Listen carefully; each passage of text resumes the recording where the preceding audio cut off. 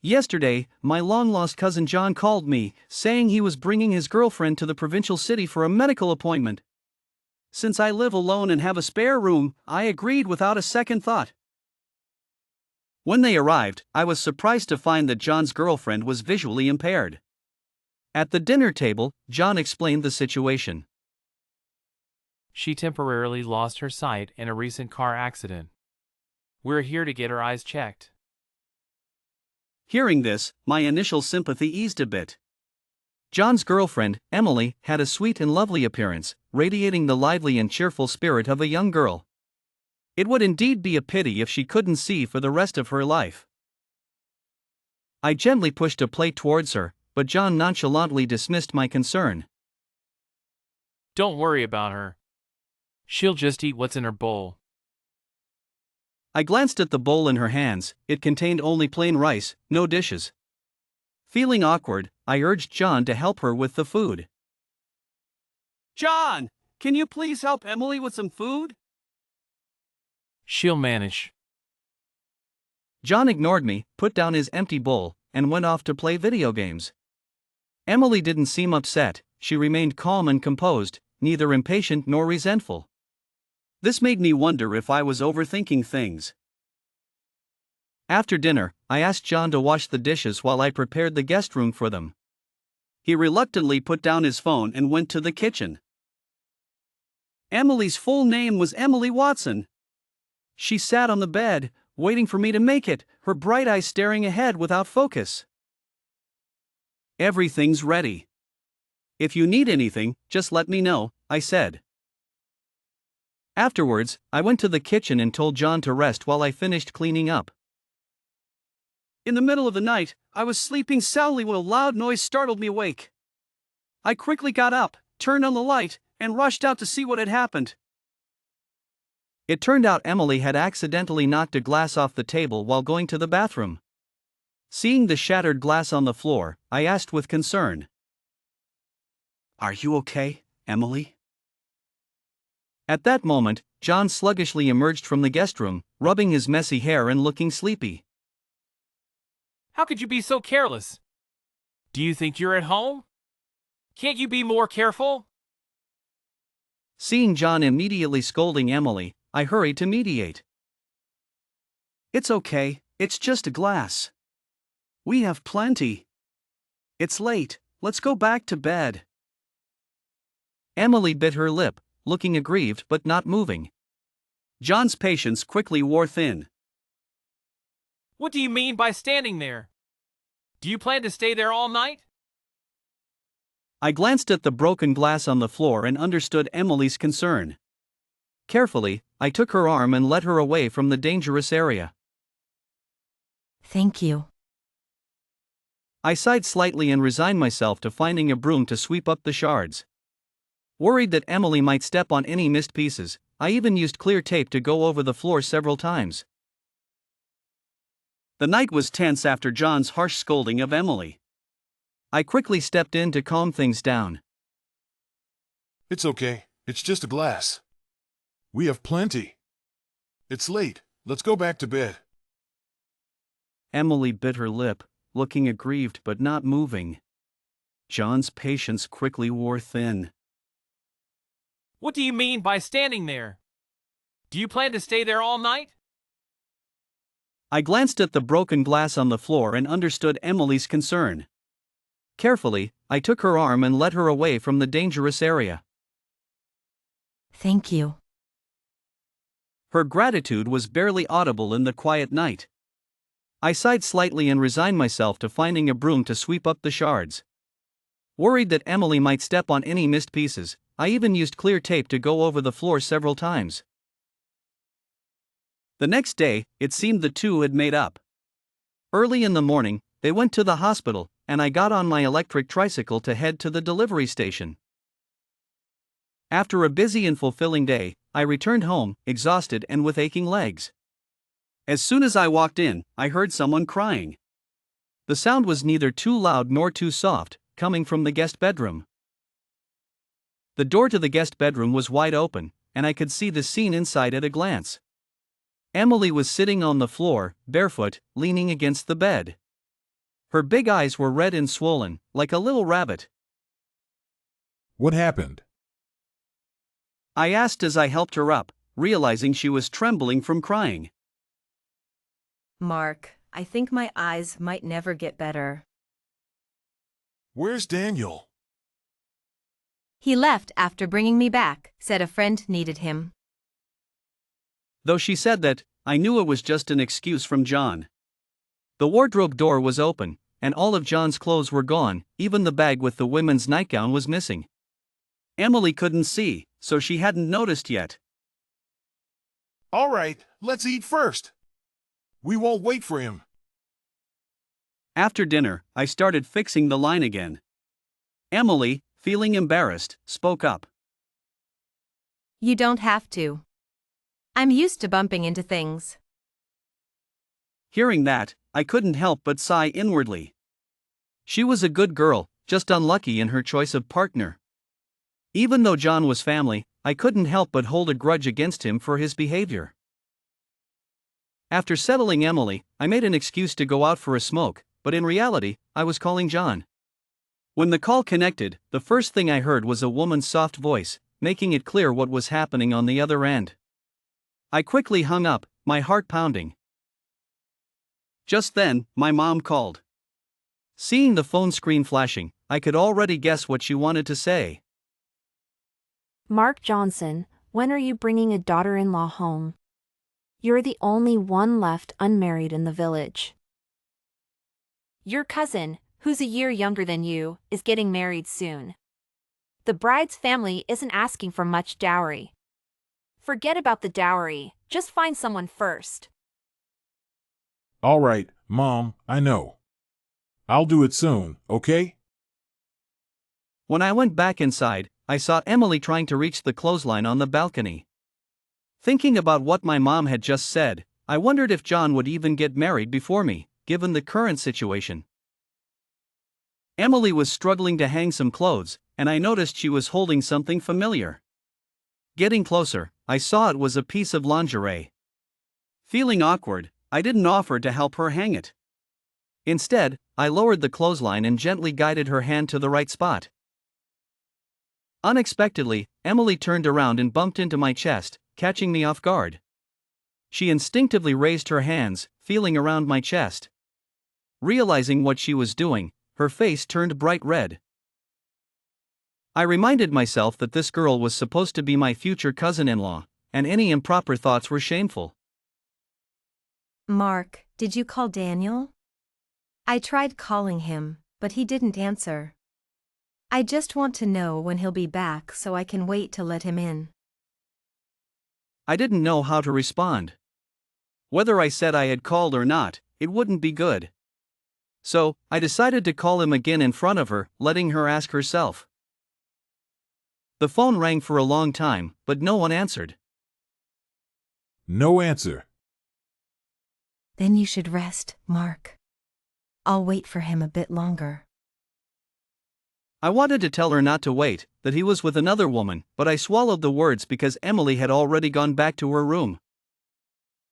As I lay in bed scrolling through videos on my phone, I heard Emily's voice from outside. Mark, I want to take a shower, but I can't find the shower head. When I opened the door, I saw Emily standing there, blushing and holding a nightgown. Since she arrived, she hadn't taken a bath. I adjusted the water temperature for her, showed her to the bathroom, and made sure everything was set before closing the door. Emily, I'm just outside. If you need anything, just call me. I wanted her to know I had truly left. Even though she couldn't see, I didn't want to pretend to close the door. Soon, the sound of running water echoed in the living room. On my phone, a beautiful streamer was dancing, and my mind wandered to the scene in the bathroom. My heart started to race. Suddenly, the door opened, startling me and dispelling any inappropriate thoughts. Finished? Be careful not to slip. My voice was unexpectedly hoarse. Thankfully, Emily didn't notice. She hugged her clothes and walked towards her room.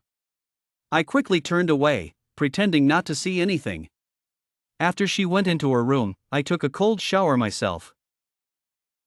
For several days, Emily kept asking when John would return. Realizing I couldn't keep it from her any longer, I told her the truth. John won't be coming back. Emily understood what I meant and tried to be strong. It's okay, I guessed as much. I'm blind now, it's normal for him not to want me. You can express your frustration if you want. Even though he's my cousin, I won't always take his side. I have nothing to complain about. I've already troubled you enough. I'll buy a ticket to go home tomorrow. This girl was so considerate it made my heart ache. I can't let you go alone. I'll take a couple of days off and personally take you home. Seeing that Emily wanted to refuse, I firmly said. It's decided. One day, as I was about to leave, I saw Emily standing at the door, hesitant. What is it? I want to go with you to deliver packages. I won't bother you, I'll just sit in the car. Realizing she hadn't been out for a while and it wasn't good for her to stay cooped up, I agreed. I let her sit in the car while I drove. At our destination, I asked her to watch the packages while I made the deliveries. When I came back, she was standing by the car, the breeze gently lifting her hair.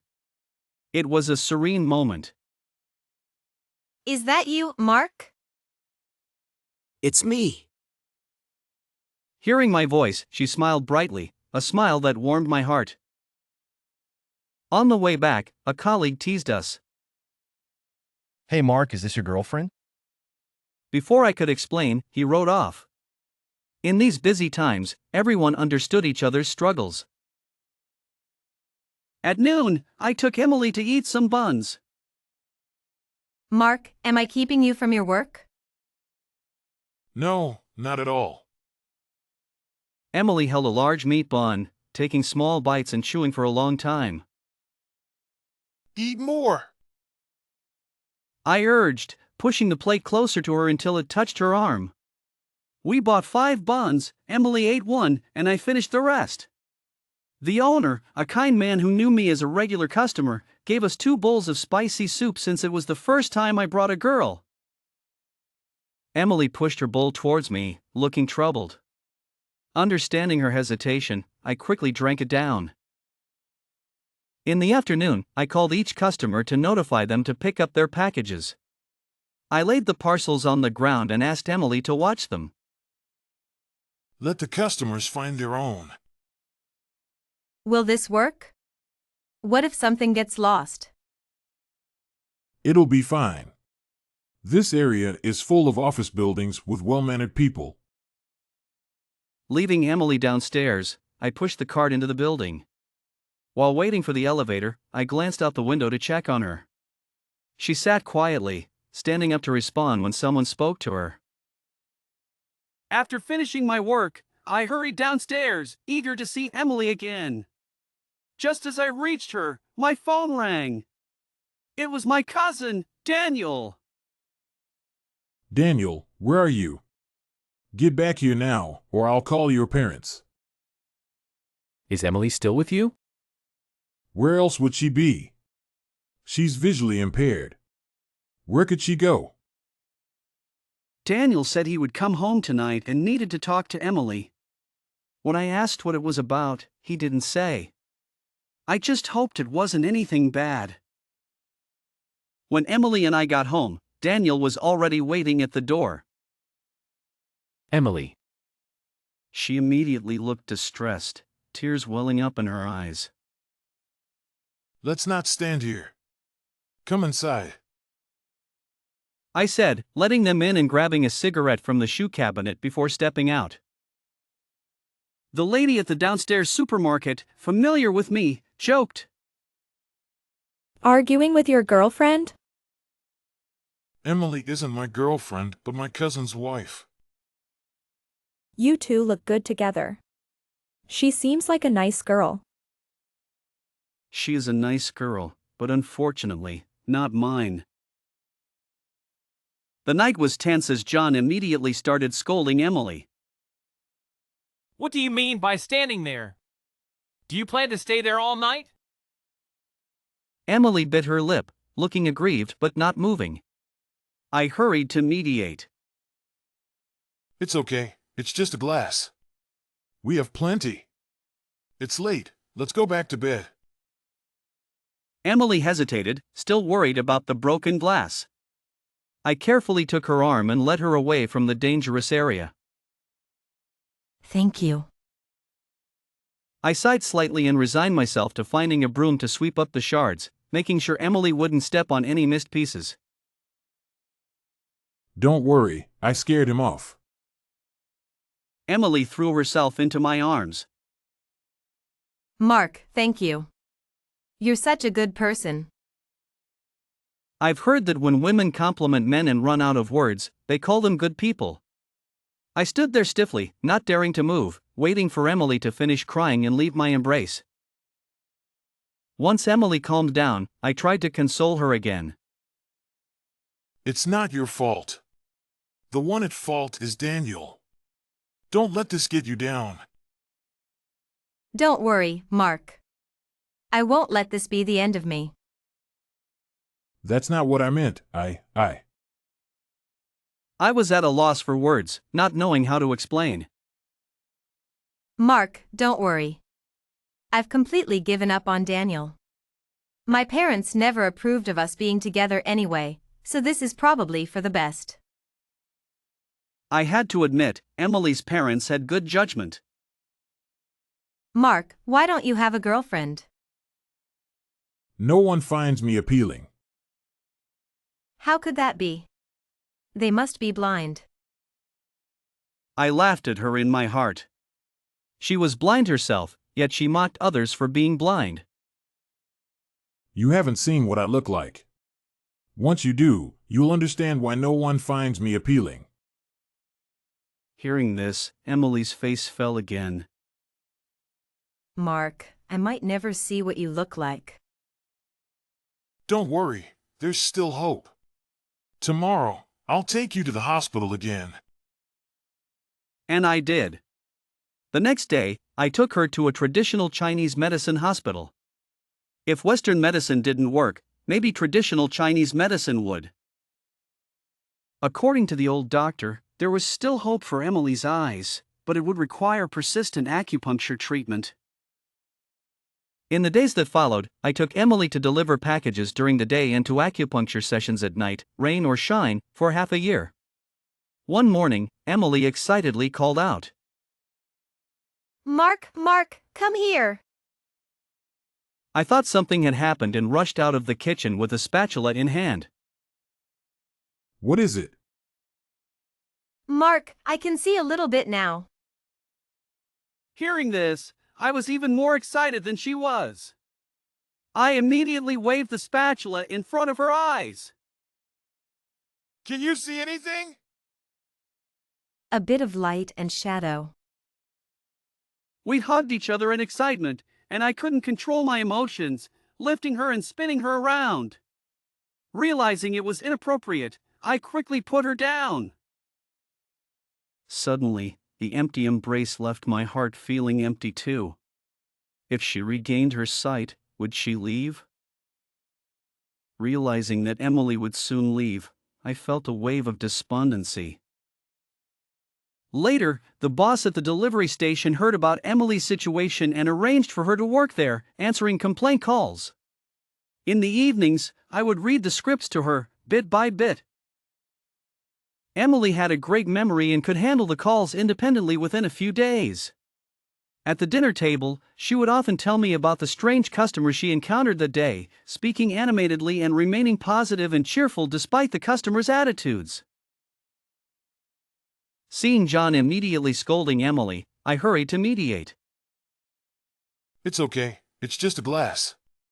We have plenty. It's late, let's go back to bed. Emily bit her lip, looking aggrieved but not moving. John's patience quickly wore thin. What do you mean by standing there? Do you plan to stay there all night? I glanced at the broken glass on the floor and understood Emily's concern. Carefully, I took her arm and led her away from the dangerous area. Thank you. She whispered so softly that it was barely audible in the quiet night. I sighed slightly and resigned myself to finding a broom to sweep up the shards. Worried that Emily might step on any missed pieces, I even used clear tape to go over the floor several times. Returning to the office, feeling dejected, I was about to switch shifts with my colleague. When is Emily coming back? Emily isn't coming back. Didn't she just take 3 days off? Time off? I thought she resigned. No, it's just a leave of absence. Who said she was quitting? Hearing this, I immediately turned and ran. Where are you going? Aren't you going to switch shifts? No! You cover for me for 2 more days! I need to go after my girlfriend. I'll treat you to a wedding banquet when I get back. When I returned to the train station and stood in line to buy a ticket, I saw a familiar figure in the distance. The figure came closer until it was right in front of me. What are you looking at? Looking at a beautiful woman, and I'm smitten. The beautiful woman wants to go home with you. Are you willing? Absolutely! 1,000 times yes! Emily not only regained her sight but also confessed her feelings to me. Mark, I like you. Will you be with me? Compared to her, I felt like a coward. I picked her up and kissed her passionately. From today on, I'm yours. We walked into the office hand in hand, publicly announcing our relationship and receiving everyone's blessings. From then on, I could openly take her to movies, strolls, and meet friends. Are we really together? Tonight, I asked again. Instead of answering directly, she sat on my lap and whispered in my ear. Not yet. It depends on your performance. We all know what that means. To prove myself, I lifted her and carried her to the bedroom. Never seen these before? I've seen them before. When? Thinking about other things at a time like this? With her in my arms, there was no time for distractions. 6 months later, we went back to my hometown to explain everything to her parents. They were reasonable people and, seeing my genuine care for Emily, agreed to our relationship. Next, I had to face my mother. My father passed away early, and my mother raised me alone. If she didn't agree, I would have to bring Emily back and find a way to persuade her later. I rehearsed my speech downstairs, but when I saw my mother, I didn't get a chance to say a word. She was already fussing over Emily, clearly fond of her. I have something to tell you about my past with Daniel. My mother was silent for a moment. I feared she would oppose us, so I quickly shielded Emily. Mom, no matter what you say, I've decided on Emily for life. What are you talking about? I was just thinking of the right words to scold your cousin. How could he let such a good girl go? Lucky for us. Emily and I both sighed in relief. It seemed we had her approval. After a few days in my hometown, we prepared to leave. On the day of our departure, my aunt brought Daniel to our house, demanding the return of the engagement gifts. It was your son who didn't want Emily because of her condition. She hasn't even asked for emotional compensation, and now you want the gifts back? Have some dignity. Daniel tried to approach Emily, but I blocked him, rolling up my sleeves. Think carefully, she's almost your fiancée. Almost means nothing. It means you two have no relationship. If you harass Emily again, I won't hold back. My aunt, seeing that force wouldn't work, sat on the ground and wailed. My mother, even fiercer, came out with a kitchen knife, scaring them away. We lost some family ties, but my mother didn't care, and neither did I. Time was running late, and we had to catch our train. If Mark ever bullies you, call me. I'll deal with him personally. Don't worry, Auntie. I'll be with Mark for life. I stepped forward, hugging the two most important women in my life. We have to go, or we'll miss the train. On the train, Emily fell asleep on my shoulder. I gently held her hand, watching the scenery flash by outside the window. The future would only get better.